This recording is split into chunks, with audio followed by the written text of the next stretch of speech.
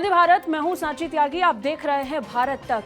Corona काल में 2 साल का वक्त ऐसा रहा जब कई क्षेत्रों की और कई वर्गों की प्रगति जो थी वो धीमी पड़ गई थी।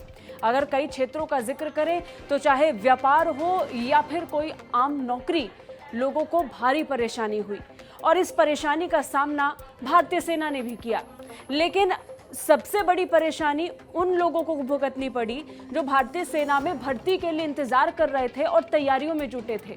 क्या आप भी वही हैं? क्या 2 साल तक आपको भी परेशानी हुई? आप भी भर्ती प्रक्रिया का हिस्सा नहीं बन पाए और एग्जाम नहीं दे पाए?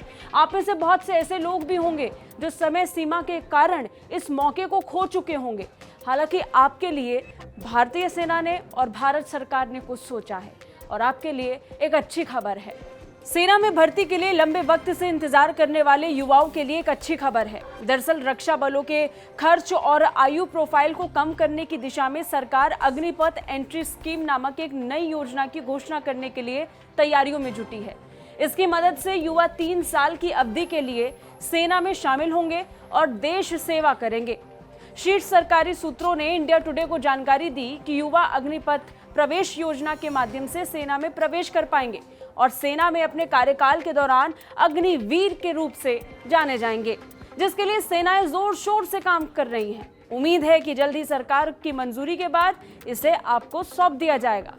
अब तक 3 साल का ये वक्त सुनकर आपके मन में कई सवाल खड़े हो रहे होंगे कि सिर्फ 3 साल से क्या होगा और इन 3 सालों में हमारा मन कैसे संतुष्ट होगा। तो इसका जवाब भी जरा सुन लीजिए।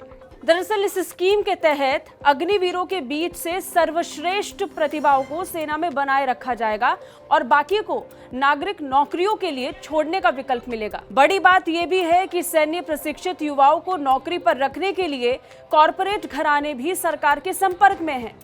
मतलब 3 साल तक सेवा देने के बाद भी अपार संभावनाएं रहेंगी। संभव है कि आप सेना में भी बने रहें या अन्य विकल्पों के साथ जाने का मौका भी आपको मिल सकता है। 3 साल के अंत में अधिकांश सैनिकों को ड्यूटी से मुक्त कर दिया जाएगा और उन्हें आगे के रोजगार के अवसरों के लिए सशस्त्र बलों से सहायता मिलेगी, जिसमें कॉर्पोरेट जॉब का विकल्प भी मौजूद रहेगा। दरअसल कोरोना महामारी के कारण सशस्त्र बलों में सैनिकों के लिए एंट्री में पिछले 2 सालों में भारी कटौती की गई। रिकॉर्ड बताते हैं कि वर्तमान में रक्षा बलों में 1,25,000 रिक्तियां ही उपलब्ध हैं। फिलहाल अगर इस योजना की बात करें तो अंतिम योजना की रूपरेखा अभी तक सामने नहीं आई है। हालांकि कहा जा रहा है कि इस स्कीम के लिए सामान्य और विशेष कर्तव्यों दोनों के लिए सैनिकों को लिया जाएगा। लेकिन ध्यान रहे, अग्निवीर के रूप में भर्ती किए गए युवाओं में सर्वश्रेष्ठ को ही रिक्तियों के लिए उपलब्ध होने की स्थिति में अपनी सेवा जारी रखने का अवसर मिल सकता है।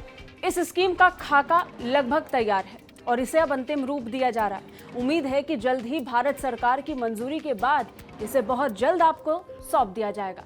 कैसी लगी हमारी ये रिपोर्ट? कमेंट करके जरूर बताइए। बाकी रक्षा और विदेश मामलों से अपडेट रहने के लिए देखते रहिए भारत तक। जय हिंद।